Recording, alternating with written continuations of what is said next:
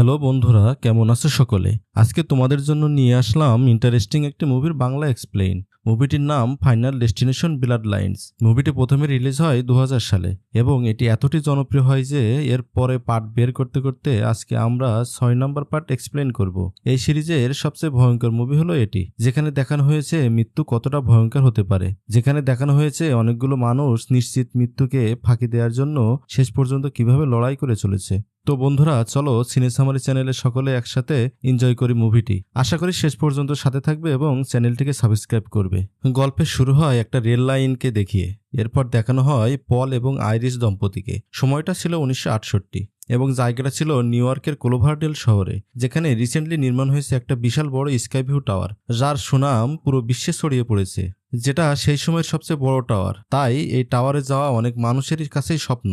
এদিকে পল আইরিশকে সারপ্রাইজ দেওয়ার জন্য ওই টাওয়ারের 2টা টিকিটের ব্যবস্থা করে ফেলে এবং তাকে সেখানে নিয়ে যাওয়ার জন্য সিদ্ধান্ত নেয়। সে আইরিশকে নিয়ে কিছুক্ষণের মধ্যে হাজির হয় সেই টাওয়ারে। আইরিশ তো খুশিতে আত্মহারা হয়ে যায়। এই জন্য পল এবং আইরিশ সেই স্কাইভিউ টাওয়ারের সাথে একটা ছবিও তুলে রাখে। কিছুক্ষণের মধ্যেই তারা এসে পৌঁছায় সেই টাওয়ারের একেবারে ভিতরে। এদিকে টাওয়ারটার ফ্লোর ছিল একেবারে কাচের তৈরি এবং তার 0 পয়েন্টে ছিল একটা আধুনিক এবং এনজয়েবল বার। সেখানে থাকা সকল লোক নিশ্চিন্তে ডান্স করছিল। পল দেখতে পায় আইরিশের চোখে মুখে কেমন যেন একটা ভয়ের ছাপ। পল তাকে এই বিষয়ে জিজ্ঞাসা করলে সে জানায় তার নাকি হাইট ফোবিয়া আছে, অর্থাৎ উঁচু জায়গাতে অনেক ভয় লাগে। এ কথা শোনার পর পল আইরিশের ভয় দূর করার জন্য একটা শ্যাম্পেইন আনতে যায়। পলের যাওয়ার পর আইরিশ রেস্টুরেন্টের উঁচু থেকে নিচে তাকায়, আর ঠিক তখনই এত উঁচু থেকে সে ভয় পেয়ে যায় আর সে সঙ্গে সঙ্গে ওয়াশরুমে চলে যায় এবং বমি করতে থাকে। এ সময় আবার ওই রেস্টুরেন্টে গান গাওয়া এক শিল্পী ওয়াশরুমে আসলে সে দেখতে পায় আইরিশ বমি করছে। সে তার বমি করার ধরন দেখে তাকে জিজ্ঞাসা করে, তোমার পেটে কয় মাসের বাচ্চা রয়েছে?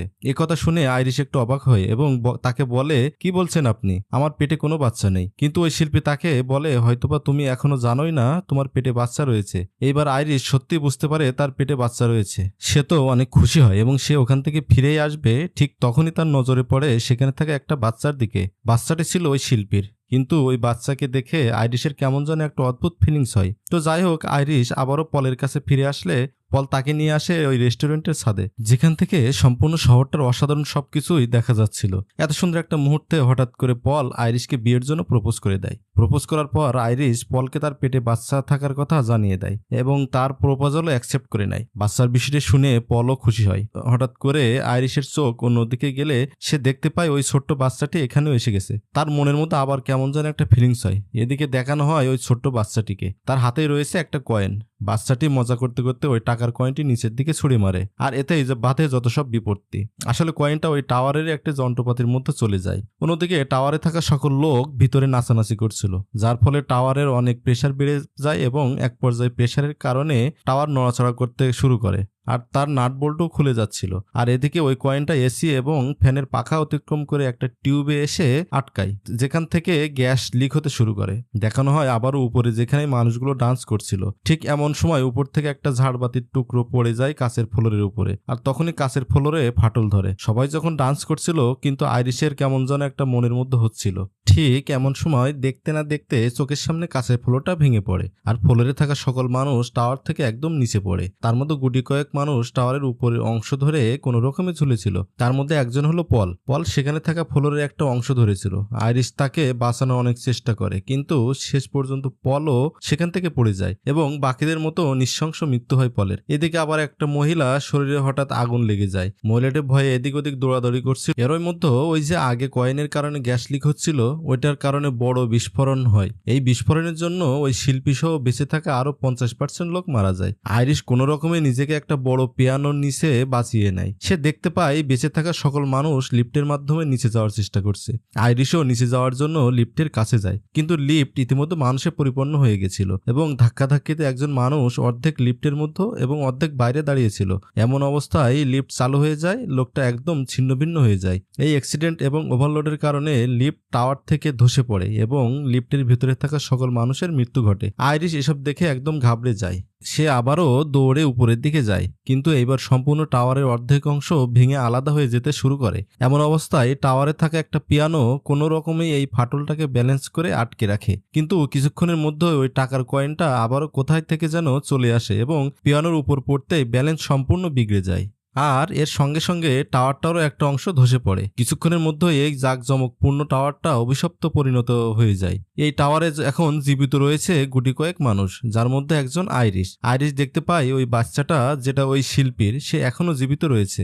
আইরিশ বাচ্চাকে বাঁচানোর জন্য চেষ্টা করে, কিন্তু কিছুক্ষণের মধ্যেই টাওয়ারের বাকি অংশটাও ভেঙে পড়ে এবং এর সঙ্গে সঙ্গে নিচে পড়ে নির্মম মৃত্যু হয় আইরিশ এবং ওই ছোট্ট বাচ্চাটার। আর তখনই হঠাৎ করে একজন স্টুডেন্ট ক্লাসরুমের মধ্যে জোরে চিৎকার করে ওঠে। আর এরপর জানা যায় এই যে সমস্ত ঘটনা ঘটলো, এই সমস্ত ঘটনা ছিল এই মেয়েটির একটি দুঃস্বপ্ন।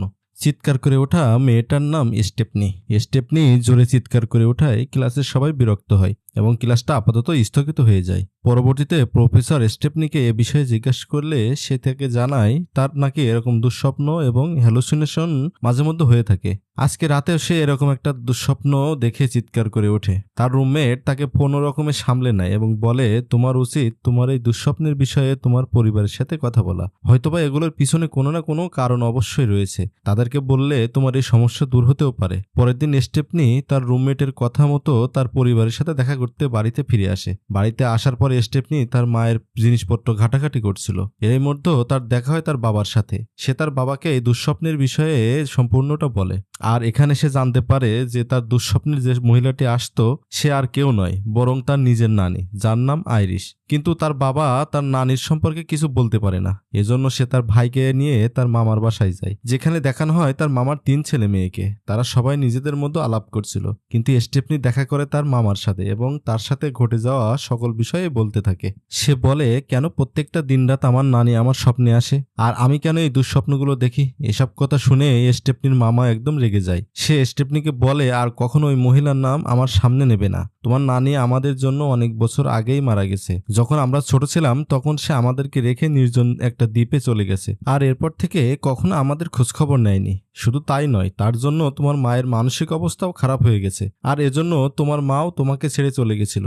স্টেপনির মামা স্টেপনিকে এই ধরনের নানা কথা শুনিয়ে সেখান থেকে চলে যায়। স্টেপনির মামা চলে গেলে তার মামি তাকে আইরিশের ছবি, তার চিঠি এবং অ্যাড্রেস সহ সবকিছু স্টেপনিকে জানিয়ে দেয়। স্টেপনির মামি তাকে ওই ছবিটা দেখায়, যেটা আইরিশ পলের সাথে স্কাই ভিউ টাওয়ারে গিয়ে তুলেছিল। এই ছবিটা দেখার পর স্টেপনি একদম অবাক হয়ে যায়, কারণ এই টাওয়ার, এই রেস্টুরেন্ট, এই মুহূর্তগুলো সমস্তটাই সে তার স্বপ্নে দেখত এবং হুবহু সবকিছুই মিলে যাচ্ছে। এটা কিভাবে সম্ভব? সে এইসব প্রশ্নের জবাব পেতে ওই নির্জন দ্বীপে যায়, যেখানে তার নানি অর্থাৎ আইরিশ অনেক বছর থেকে একা বসবাস করছে। তো তার মামির বলা ওই অ্যাড্রেসে আসলে সে একটা বাড়ি তো দেখতে পায়, কিন্তু বাড়িটি ছিল অনেক পুরনো এবং ভাঙাচোরা। চারিদিকে নিরাপত্তা বেষ্টনী ছিল। সে স্টেপ নিয়ে আস্তে আস্তে ওই বাড়ির দিকে এগোতে থাকে এবং সে দরজার সামনে গিয়ে পৌঁছালে দেখতে পায় এখানে আবার একটা সিসিটিভি ক্যামেরা লাগানো। সে তাকে বলে ভিতরে আসতে চায়, কিন্তু আইরিশ তাকে ভিতরে আসতেই দেবে না। এরপর স্টেফনি তার পরিচয় দিলে আইরিশ তাকে আর আটকায় না, ভেতরে নিয়ে আসে। স্টেফেনকে দেখে আইরিশ অনেক খুশি হয়। সে তাকে তার মায়ের বিষয়ে জিজ্ঞাসা করলে স্টেফনি তাকে বলে, আমার মা আমাদের অনেক আগেই রেখে চলে গেছে। তো যাই হোক, স্টেফনি এসব কথা বাদ দিয়ে কাজের কথায় আসে। সে আইরিশকে তার দুঃস্বপ্ন সম্পর্কে বলে, সে যে তাকে তার স্বপ্নের মতো দেখতে পেত এ সবকিছুই খুলে বলে। এসব কথা শোনার পর আইরিশ তাকে বলে, তুমি যা কিছু তোমার দুঃস্বপ্নে দেখতে পাও এই সবকিছু একসময় আমি আমার স্বপ্নে দেখতে পেতাম, আর এই জন্যই আমি ওই দিন ওই দুর্ঘটনার হাত থেকে সবাইকে বাঁচিয়ে নেই। ওই দিন ওই সম্পূর্ণ দুর্ঘটনার জন্য দায়ী ছিল একটা কয়েন, যেটা ওই শিল্পীর অর্থাৎ সিঙ্গারের ছেলের মজার ফলে ঘটেছিল, আর এই জন্য আমি তার থেকে ওই কয়েনটা কেড়ে নিয়েছিলাম এবং ওই কয়েন থেকে ঘটা সকল দুর্ঘটনা থেকে সেবারের মতো মুক্তি পাই। আর এরপর রেস্টুরেন্টের ফ্লোর ভেঙে পড়া ওইটাও আমি আগে থেকেই জানতাম, এজন্য সেখানে থাকা মাইকে আমি সবাইকে সতর্ক করে দেই, যার ফলে ওই দিন অনেক মানুষের প্রাণ বেঁচে গিয়েছিল। স্টেফনি আইরিশের এই ধরনের কথা শুনে অনেক অবাক হয়ে যায় এবং বলে, বাহ, আপনি তো ওই দিন তাহলে অনেক মানুষের জীবন বাঁচিয়ে নিয়েছিলেন। কিন্তু আইরিশ তাকে বলে, হ্যাঁ, বাঁচিয়ে তো নিয়েছিলাম, কিন্তু মৃত্যু তাদের কারোরই পিছু ছাড়েনি। মৃত্যু তাদের জন্য ভেবে রেখেছিল অন্যরকম এক ভয়ঙ্কর খেলা। ওই দিন যারা দুর্ঘটনা থেকে বেঁচে গিয়েছিল মৃত্যু তাদের খুঁজে খুঁজে মারতে শুরু করে। শুধু তাদেরকেই নয়, বরং তাদের বাচ্চাদেরকেও মারতে শুরু করে, কারণ তারা যদি ওই দিন মারা যেত তাহলে ওইসব বাচ্চা কাচ্চাদের জন্মই হতো না। তো মৃত্যু যখন একের পর এক ওই সকল মানুষদেরকে মারতে শুরু করে যারা ওই দুর্ঘটনা থেকে বেঁচে গিয়েছিল, তখন আমি এইসব বিষয়ে আন্দাজ করতে পারি, কিন্তু আমার তখন কিছুই করার ছিল না। কয়েকদিন পর পলের ক্যান্সার ধরা পড়ে এবং সেও নির্মমভাবে মারা যায়। এরপর আমি বুঝতে পারি যে পরের পর্ব আমার। মৃত্যুকে ধোঁকা দেওয়ার জন্য আমি সবার থেকে দূরে এই নির্জন দ্বীপে একা বসবাস করতে শুরু করি, কারণ আমি মারা যাওয়ার পরে মৃত্যু তোমার মা এবং তার ভাইকে অর্থাৎ তার মামাকে প্রথমে টার্গেট করত এবং এরপর একে একে তোমাদেরকে শেষ করে দিত। কিন্তু যতক্ষণ আমি জীবিত রয়েছি ততক্ষণ তোমাদের কিচ্ছু হতে দেব না। স্টেফনি আইরিশকে জিজ্ঞাসা করে, কিন্তু আমি এই স্বপ্নটা কেন বারবার দেখি, এর কারণ কি, আর এর থেকে কিভাবে মুক্তি পাবো? উত্তরে আইরিশ তাকে বলে, এই স্বপ্নটা তুমি এই জন্য দেখো কারণ এখন মৃত্যু আমাদের পিছনে পড়ে আছে, যে কোনো মূল্যে সে আমাদেরকে শেষ করতে চায়, আর এজন্য এই সম্পূর্ণ বংশের মধ্যে একমাত্র তুমি এই দুঃস্বপ্ন বা হ্যালুসিনেশন গুলো দেখো। স্টেফনি এবার সিরিয়াসলি ভয় পেতে শুরু করে এবং বলে, কিন্তু এখান থেকে মুক্তি পাবো কিভাবে? কোনো না কোনো উপায় তো আছেই। এরপর আইরিশ তার কাছে থাকা একটা বই সম্পর্কে বলে, যেখানে ওই টাওয়ারের দুর্ঘটনা থেকে বেঁচে যাওয়া মানুষগুলোর কিভাবে মৃত্যু হয়েছিল তাদের সেসব গল্পগুলো লেখা ছিল, এবং আরো ছিল ওই মৃত্যু থেকে বাঁচার কিছু টেকনিক। আইরিশ তাকে বইটা তার সাথে নিয়ে যেতে বলে, কারণ কখন কোন বিপদ আসবে বলা যায় না। স্টেফনি ওই বিষয়গুলোকে গুরুত্ব দেয় না। সে আইরিশকে বলে, আমি আপনার সাথে পরে দেখা করতে আসবো। কথা বলে বইটা সেখানে রেখে বাইরে বেরিয়ে আসে। কিন্তু আইরিশ ভালো করে জানতো যে স্টেফনি বাইরে অবশ্যই বিপদে পড়বে। এজন্য এত বছর থেকে যে কখনো ঘর থেকে বের হয়নি, সে আজ তার নিজের সন্তানের জন্য বাইরে বের হয় এবং স্টেফনিকে পিছন থেকে ডাক দেয় শুধুমাত্র ওই বইটা নিয়ে যাওয়ার জন্য। সে তাকে বলে, মৃত্যু এখন তোমার পিছনে পড়ে আছে, তোমাকে মৃত্যু থেকে বাঁচতে হলে অবশ্যই এই বইটা সম্পর্কে জানতে হবে। এই বইয়ে এমন কিছু ভবিষ্যৎবাণী দেওয়া আছে যা জানলে তুমি আগে থেকেই তোমার পরিবারকে বাঁচাতে পারবে। কিন্তু স্টেফনি কোনোভাবে আইরিশকে এবং তার এই কথাগুলোকে বিশ্বাস করতে পারছিল না। আইরিশ এই বিষয়টা বুঝতে পেরে সে তাকে বলে, আচ্ছা তুমি যখন আমার কথা বিশ্বাস করছো না তখন নিজের চোখেই দেখো আমার মৃত্যুটা। কথা বলার পরেই মৃত্যু সেখানে থাকা বিভিন্ন চক্রের মাধ্যমে একের পর এক ধাপ সম্পন্ন করে স্টেফনির চোখের সামনে আইরিশকে শেষ করে দেয়। পরবর্তীতে শুরু হয় আইরিশের শেষকৃত্যের কাজ। এখানে স্টেফনি সবাইকে জানায় তার এখানে আসা একদম ঠিক হয়নি। ঠিক তখনই সেখানে চলে আসে স্টেফনির মা ডার্লিন। স্টেফনি এর মাকে দেখে স্টেফনি এবং তার ভাই একদম অবাক এবং ইমোশনাল হয়ে পড়ে, কিন্তু সে তার মায়ের সাথে কথা না বলেই সেখান থেকে চলে যেতে লাগে।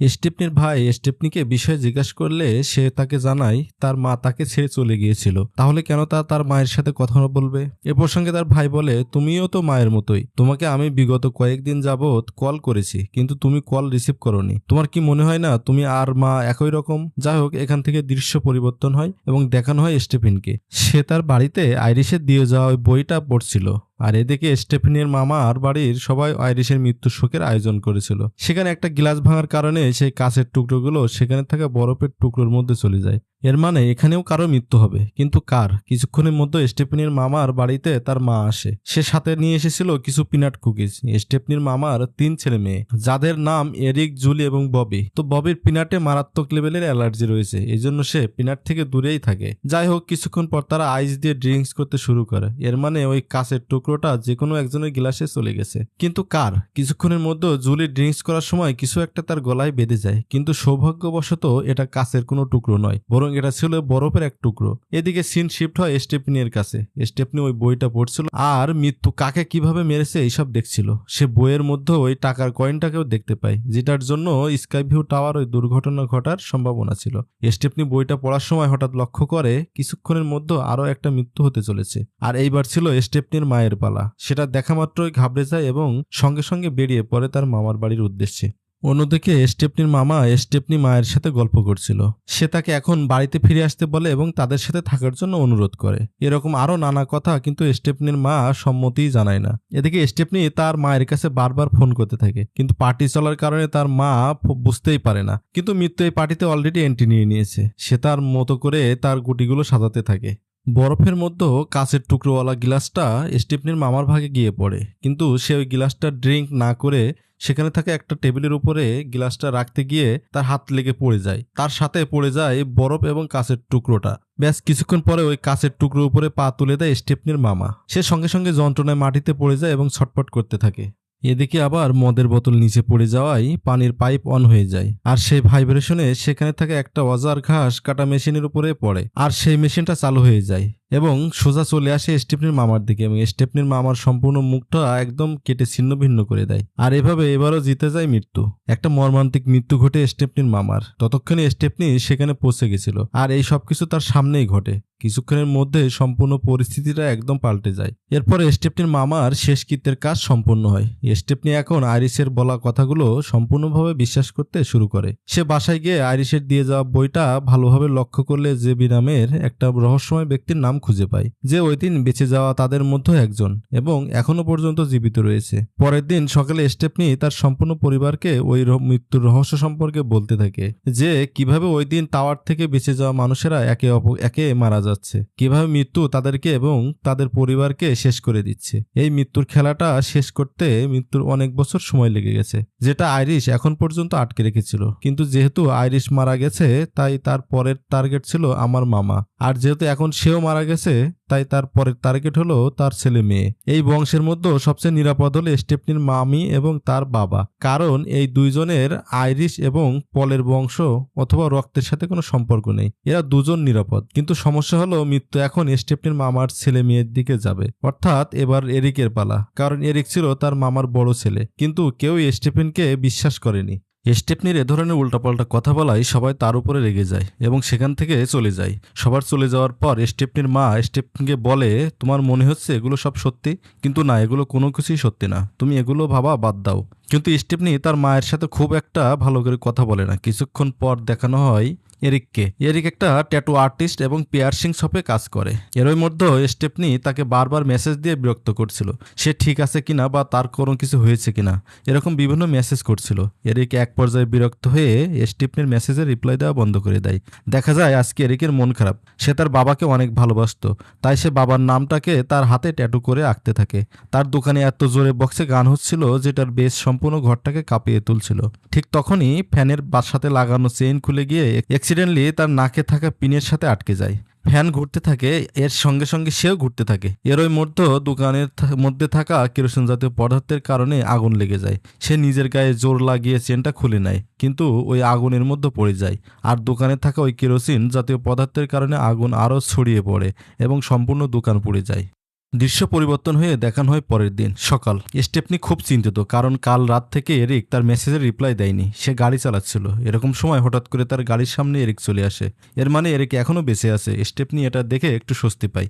এরপর এরিক স্টেফনিকে তার সাথে ঘটে যাওয়া কাল রাতের সম্পূর্ণ ঘটনা বলে। সে বলে, আগুন তো লেগেছিল, কিন্তু আমার লেদারের জ্যাকেটটা জীবন বাঁচিয়ে নিয়েছে, শুধুমাত্র হাতে সামান্য একটু আঘাত লেগেছে। আমার মনে হয় জানো কি, আমার কিছুই হবে না, সময় সময় মনে হয় আমি অমর। এই বলে সে সেখান থেকে চলে যেতে লাগে, কিন্তু স্টেফনি তাকে বারবার সতর্ক করে। কিন্তু এরিক কোনো রকম গুরুত্ব না দিয়েই সেখান থেকে চলে যেতে শুরু করে। এর মধ্যে সেখানে হাজির হয় এরিকের ছোট বোন জুলি। স্টেফেন সম্পূর্ণ নজর ছিল এরিকের দিকে। এদিকে জুলি তাদের পিছন দিয়ে যাওয়ার সময় হঠাৎ করে ডাস্টবিনের মধ্যে পড়ে যায়, আর সঙ্গে সঙ্গে ময়লার গাড়ি এসে তাকে তুলে নেয়। ময়লার গাড়িটি ছিল আধুনিক, যেটা ময়লাকে পাওয়া মাত্রই মেশিনের মধ্যে পিষে ফেলতো। বাকি সবাই এটা দেখা মাত্রই দৌড়ে ওই ট্র্যাককে থামানোর চেষ্টা করে। স্টেফেন দৌড়াতে দৌড়াতে কোনো রকম ওই ট্র্যাকে গিয়ে পৌঁছায়। এদিকে এরিক ট্র্যাক ড্রাইভারকে থামতে বলে, কিন্তু ততক্ষণে অনেক দেরি হয়ে গেছিল। এই মেশিনের মধ্যে জুলি অলরেডি আটকে গেছে। জুলি বাঁচার জন্য অনেক ছটপট এবং আকুতি মিনতি করছিল, কিন্তু স্টেফেনের কিছুই করার ছিল না। সে তার হাতটা চেপে ধরে, কিন্তু হাতটা ছিঁড়ে তার হাতে চলে আসে এবং বাকি শরীরটা মেশিনের মধ্যে পিষে যায়। কতটা ভয়ানক একটা মৃত্যু! জুলির মৃত্যুতে বাড়িতে কেমন যেন একটা শোকের ছায়া নেমে আসে, সবাই একরকম ট্রমাতে চলে যায়। স্টেফনির ভাই স্টেফনিকে বলে, মৃত্যু হবে এই ধারণা তোমার ঠিক ছিল, কিন্তু কার মৃত্যু হবে এটা তুমি ঠিকভাবে নির্ণয় করতে পারোনি। স্টেফনির মনে হচ্ছিল এরিকের মৃত্যু হবে, কিন্তু আসলে মৃত্যু হলো জুলির। ঠিক এই সময় স্টেফনির মামি একটি বড় রহস্য উন্মোচন করে। আসলে এরিক তার মামার নিজের সন্তান নয়, সে ছিল স্টেফনির মামির আগের হাজব্যান্ডের দিকের সন্তান। আর এই কারণে তার মৃত্যু হয়নি, কারণ সে আইরিশের বংশ ছিল না। তার মামার বড় সন্তান ছিল জুলি, যার ফলে জুলির মৃত্যু হয়ে যায়। আর এখন সবাই বিশ্বাস করতে শুরু করে যে স্টেফনি যা কিছু বলছে এর সবই সত্যি এবং বাস্তব। একটু পরে জুলির ভাই ববি বলে, তাহলে তো তোমার হিসাবে এরপরে আমার মৃত্যু হবে। স্টেফনি, আমি এখনই মরতে চাই না, প্লিজ দয়া করে আমাকে কোনো না কোনোভাবে বাঁচিয়ে নাও। স্টেফনি বলে, আমি তো চাই তোমাদেরকে বাঁচাতে, কিন্তু আমি আসলে জানি না মৃত্যু কখন কাকে কিভাবে মারবে। ববি জানায়, তুমি তো এর আগে কার মৃত্যু কিভাবে হবে এটা ফিগার আউট করে নিয়েছিলে, তাহলে এবারও পারবে। তুমি আশেপাশে থাকা জিনিসপত্রের দিকে ভালোভাবে লক্ষ্য করো এবং বলো যে কোনটাতে বিপদ রয়েছে। কিছুক্ষণ পর স্টেফনির মনে পড়ে ওই বইয়ে একজনের নাম লেখা ছিল জেবি। আসলে কে এই জেবি? স্টেফনি শুধুমাত্র জানে এই লোকটার নাম জেবি এবং সে একটা হসপিটালে কাজ করে। সে বাকিদেরকে জানায় এই লোকটাও নাকি মৃত্যুকে ফাঁকি দিয়ে এখন অবধি বেঁচে আছে। সে খুব ভালো করে মৃত্যুকে ধোঁকা দিয়ে সার্ভাইভ করতে জানতো, আর এই জন্যই তারা সিদ্ধান্ত নেয় যে তারা ওই লোকটার সাথে দেখা করতে যাবে। বইয়ে ওই লোকের অ্যাড্রেস দেওয়া ছিল। স্টেফনি এবং বাকি কয়েকজন রওনা দেয় ওই লোকের সাথে দেখা করার উদ্দেশ্যে, এবং সেখানে এসে পৌঁছে সেই লোকটাকে জেবি বলে সম্বোধন করলে ওই লোকটা একদম চমকে ওঠে। ওই লোকটা তাদের দিকে তাকিয়ে বলে, আরে তোমরা তো এই নামটা কিভাবে জানলে? এই নামে তো শুধুমাত্র আমাকে আইরিশই ডাকতো। স্টেফনি তাকে জিজ্ঞাসা করে, আপনি আইরিশকে কিভাবে চেনেন? উত্তরে লোকটা জানায়, যখন ওই টাওয়ারে দুর্ঘটনা ঘটার কথা ছিল তখন আমি সেখানেই ছিলাম। আর এখানে আমরা জানতে পারি ওই শিল্পী অর্থাৎ সিঙ্গারে যে ছোট ছেলেটা ছিল এই লোকটাই সেই লোকটা। এই লোকটা তাদের জানায় কয়েক বছর আগে আইরিশ আমার সাথে দেখা করতে এসেছিল, কারণ সে পল অর্থাৎ তার হাজবেন্ডের ক্যান্সার হওয়াতে মৃত্যুকে ধোঁকা দিয়ে তাকে বাঁচাতে চেয়েছিল, কিন্তু অনেক চেষ্টার করার পরেও তারা তাকে বাঁচাতে পারেনি। স্টেফনি ওই লোককে বলে, এমনকি কেউ রয়েছে যে মৃত্যু থেকে বেঁচে গিয়েছে? জেপি তাকে জানায় এরকম 2জন মানুষ রয়েছে, কিন্তু তাদেরকে দ্বিতীয়বার জীবিত হতে হয়েছিল। এর মানে প্রথমে মৃত্যু তাদেরকে মেরে দেয় আর এরপর তাদেরকে কোনো ডক্টর অথবা অন্য কারো সাহায্যে বাঁচিয়ে নেওয়া হয়েছিল। এরপর থেকে মৃত্যু তাদের পিছু করা ছেড়ে দেয়, এটাই ছিল একমাত্র উপায়। স্টেফনি এসব কথা শোনার পর জেবিকে তাদের সাহায্য করতে বলে, কিন্তু জেবি তাদেরকে জানায়, না, আমি তোমাদেরকে সাহায্য করতে পারবো না, যদিও আমি মারা যাব, কারণ আমার ক্যান্সার হয়েছে। আর বড় বিষয় হচ্ছে আমাদের সবাইকে একদিন না একদিন মরতেই হবে, আমরা মৃত্যু থেকে কখনোই পালাতে পারবো না। এটাই আমাদের শেষ গন্তব্য, মানে ফাইনাল ডেস্টিনেশন। এজন্য আমরা যতটুকু সময় বেঁচে আছি সেই সময়টাকে আমাদের এনজয় করতে হবে, সঠিকভাবে কাজে লাগাতে হবে। জেবির এরকম কাব্যিক কথা শুনে সেখানে থাকা সবাই ভয় পেয়ে যায়। এরপর এরিকের মাথায় একটা বুদ্ধি আসে, সে তাদেরকে বলে এইবার মৃত্যুটা ববির, তার বাঁচার একমাত্র উপায় আছে, সেটা হচ্ছে ববির পিনাটে অ্যালার্জি। সে পিনাট খেলে মরতেও পারে, এজন্য আমরা তাকে বেশি করে পিনাট খাওয়াবো, আর যখনই তার কোনো সমস্যা হতে শুরু করবে আমরা তাকে ইনসুলিন দিয়ে দেব। কেমন লাগলো আমার পরিকল্পনা? সেখানে থাকা সবাই এই পরিকল্পনাকে সাধুবাদ জানায়, কারণ এটি ছিল একটি যুক্তিসম্মত প্রস্তাব। এরপর এরিক এবং ববি একটি ভেন্ডিং মেশিনে পিনাট নিতে যায়, কিন্তু মেশিনে টাকা দিলেও পিনাট বের হয় না। এজন্য এরিক হাত ঢুকিয়ে পিনাট বের করার চেষ্টা করে, কিন্তু তাতেও সে ব্যর্থ হয়। এরপর ওই মেশিনে জোরে আঘাত করলে পিনাট তো বের হয়ে যায়, কিন্তু মেশিনের একটা স্ক্রু ঢিলা হয়ে যায় এবং মেশিনের সমস্যা দেখা দেয়। এটা দেখে এরিক ববিকে নিয়ে অন্য একটা রুমে চলে আসে, কারণ যে কোনো ছোট বিপদ থেকেও তার মৃত্যু হতে পারে। এরিক ববিকে এখানে লুকিয়ে থাকতে বলে এবং সে যায় তার জন্য ইনসুলিন নিয়ে আসতে। এরিক ওই রুম থেকে যাবার সময় রুমের দরজা জোরে আটকে দেয়, যার ফলে সেখান থেকে কিছু একটা খুলে পড়ে সেই রুমে থাকা এমআরআই মেশিন নিয়ে চালু করে দেয় এবং আস্তে আস্তে সেই মেশিনের হাই ম্যাগনেটিক রেঞ্জ বাড়তে থাকে। এরিক ইনসুলিন নিয়ে ফিরে আসে, আর এইবার এমআরআই মেশিনের কারণে ওই ঘরে থাকা সকল লোহার বস্তু মেশিনের আকর্ষণে আসতে শুরু করে। আর যেহেতু ফ্রিকোয়েন্সি অনেক হাই হয়ে গেছে, তাই এরিকের শরীরে পিয়ার্সিং করা লোহা ছিঁড়ে যায়। এমআরআই মেশিনের মধ্যেও মেশিনের রেঞ্জ আরও বাড়তে শুরু করে। ববি যে চেয়ারটায় বসেছিল এটাও ছিল লোহার। পিনাট খাওয়ার ফলে কিছুক্ষণের মধ্যে ববির অবস্থা আরও খারাপ হয়ে যায় এবং সে মাটিতে লুটিয়ে পড়ে। কিন্তু এর থেকে খারাপ অবস্থা ছিল এরিকের, তার শরীর থেকে লোহার টুকরো ছিঁড়ে ছিঁড়ে চলে যাচ্ছিল এমআরআই মেশিনের দিকে। এর মধ্যে আবার পিছন থেকে ওই লোহার চেয়ারটা তাদেরকে দুম করে ঠেলে নিয়ে চলে যায় এমআরআই মেশিনের মধ্যে। এরিক বেকায়দায় পড়ে যায়, সে অনেক চেষ্টা করার পরেও বের হতে পারেন এবং চুম্বকীয় ফ্রিকোয়েন্সি এতটাই বেশি ছিল যে কোনো মূল্যে চেয়ারটা ওই মেশিনের মধ্যে ঢুকবেই। এই জন্য বেচারা এরিক চেয়ার শুদ্ধ অদ্ভুতভাবে ভিতরে যেতে শুরু করে, আর এভাবে যাওয়ার সময় তার পেট মাঝখান বরাবর ছিঁড়ে ফেটে 2 টুকরো আলাদা হয়ে যায়। ভয়ঙ্করভাবে রক্তপাতে মৃত্যু হয় এরিকের। আর এই সবকিছু মেঝেতে পড়ে থাকা ববি দেখছিল, কারণ তার কিছুই করার ছিল না। ববি কোনো রকমে হামাগুড়ি দিয়ে ইনসুলিনের কাছে পৌঁছায় এবং তার শরীরে ওইটা পুশ করে দেয়। সে ধীরে ধীরে উঠে দাঁড়ায়। এরকম সময় ওই যে ভেন্ডিং মেশিন যেটাতে এরিক আঘাত করার ফলেই বিগড়ে গেছিল, ওইটা থেকে একটা স্প্রিং দ্রুত গতিতে বেরিয়ে আসে এবং এক দেওয়াল থেকে অন্য দেওয়ালে লাফাতে লাফাতে গিয়ে পৌঁছায় ববির রুমের বন্ধু এবং আঘাত করে সোজা ববির মুখে। ব্যাস, ববি সেখানেই মারা যায়। আর এভাবে মৃত্যু তাকেও শেষ করে দেয়। দৃশ্য পরিবর্তন হয় এবং দেখানো হয় স্টেফনি এবং তার মাকে। স্টেফনি এরিক এবং বেবির মৃত্যুর কথা শুনে অনেক দুঃখ পায়, কিন্তু তার চোখে মুখে কোনো দুঃখর ছাপ ছিল না, ছিল ভয়ের ছাপ। কারণ এবার মৃত্যু তার মায়ের কাছে আসবে। সে যে কোনো মূল্যে তার মাকে বাঁচাতে চায়। সে তার মাকে বলে, আইরিশ অর্থ তোমার মা ওই নির্জন দ্বীপের বাড়িতে এতদিন কাটিয়ে দিয়েছিল, আর কিছুই হয়নি, তোমারও সেখানে চলে যাওয়া উচিত, একমাত্র সেখানেই তুমি নিরাপদ। এদিকে আবার স্টেফনি বইয়ের মধ্যে যে কয়েনটা ছিল ওই কয়েনটা বই থেকে পড়ে যায় এবং গড়াতে গড়াতে একটা বৃদ্ধ মানুষের পায়ের কাছে গিয়ে পড়ে। ওই বৃদ্ধ মহিলাটি কয়েনটা দেখা মাত্রই তার পার্সে উঠিয়ে নেয়। স্টেফনি তার মা এবং ভাইকে নিয়ে একটা ভ্যানে করে রওনা দেয় আইরিশের ওই পুরনো বাড়ির দিকে।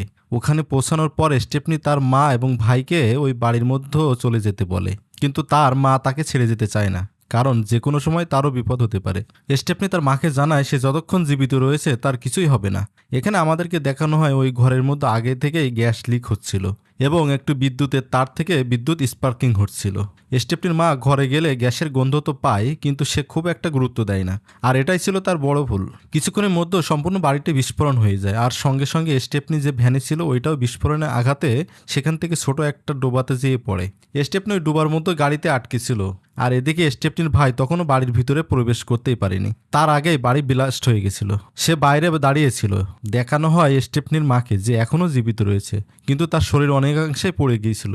স্টেপনির মা দেখতে পায় একটা বিদ্যুতের টাওয়ার তার ছেলের উপর পড়তে চলেছে। ঠিক তখনই সে কোনো মতে দৌড়ে এসে তার ছেলেকে ধাক্কা মেরে ফেলে দেয় এবং ওই বিদ্যুতের টাওয়ারটি তার উপর এসে পড়ে। আর এখন যেহেতু তার মায়েরও মৃত্যু হয়ে গেছে, তাই স্টেপনির ভাই বুঝতে পারে যে এখন মৃত্যুর পালা তার বোনের, অর্থাৎ স্টেপনির।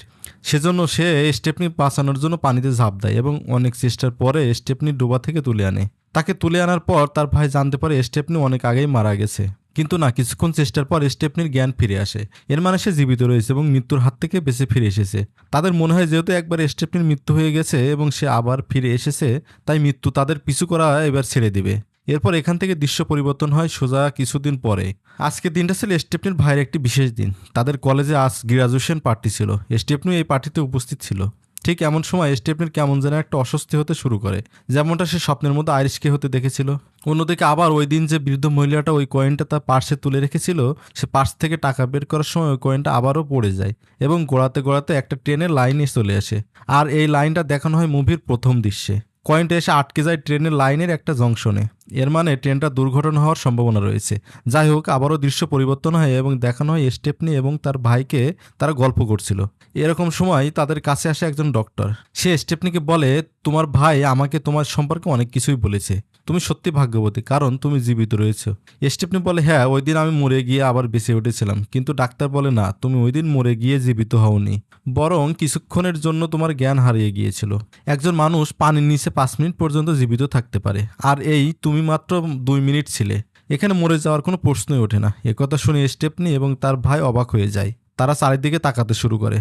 সবকিছুর মধ্যে তারা এখন মৃত্যুকে দেখতে পাচ্ছিল। ঠিক ওই সময় ওই যে ট্রেন যেটা জংশনের কয়েনটা ছিল, ওইটা থাকার কারণে ট্রেন লাইন থেকে বিচ্যুত হয়ে যায় এবং সোজা স্টেপনের দিকে যেতে শুরু করে। তারা কোনো রকম দৌড়ে সেখান থেকে পালিয়ে যায়, কিন্তু শেষ পর্যন্ত নিজেদেরকে বাঁচাতে পারে না। ট্রেনের অ্যাক্সিডেন্ট করার কারণে একটা কাঠ ভর্তি গাড়ি থেকে কাঠ উড়ে গিয়ে তাদের উপরে পড়ে। আর এখানে শেষ হয়েছে স্টেপনি এবং তার ভাই, আর সঙ্গে সঙ্গে এই মুভিটিও। তো এই ছিল আজকের একটা রিসেন্ট মুক্তি পাওয়া অসাধারণ ছবি। মুভিটি কেমন লাগলো কমেন্ট করে জানিয়ে দিও। ভালো লাগলে একটা লাইক এবং এরকম মুভি এক্সপ্লেন পাওয়ার জন্য চ্যানেলটিকে অবশ্যই সাবস্ক্রাইব করে রাখতে পারো। ধন্যবাদ সকলকে।